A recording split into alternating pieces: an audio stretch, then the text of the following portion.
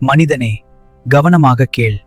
நீ நினைக்கிற எண்ணங்கள் உன்னால் உருவாக்கப்படுவதல்ல, அவை தானாகவே உன்னுள் எழுகின்றன. ஒரு எண்ணம் வருகிறது, அதை நீ தேர்ந்தெடுக்கவில்லை. அதை தொடர்ந்து மற்றொன்று வருகிறது, அதையும் நீ தேர்ந்தெடுக்கவில்லை. அப்படி இருக்க அவற்றை உன்னோடு அடையாளப்படுத்திக் கொள்ள ஏன் நினைக்கிறாய்?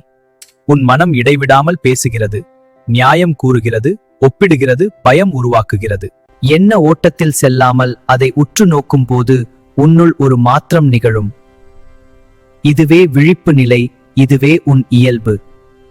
இந்த தெளிவு பிறக்கும் போது நம்பிக்கையற்ற எண்ணங்கள் மறைந்துவிடும், அமைதி தானாக வெளிப்படும். இதுவே ஆன்ம விடுதலைக்கு முதற்படி.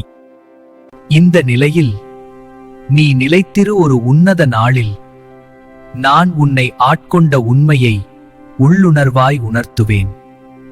இதையே அருணகிரி தனது கந்தர் அனுபூதியில் யானாகிய என்னை விழுங்கி வெறும் தானாய் நிலை நின்றது தற்பரமே என்று அருணகிரி என்னால் ஆட்கொள்ளப்பட்ட உண்மையை பறைசாற்றிய அந்த உன்னத நாள்.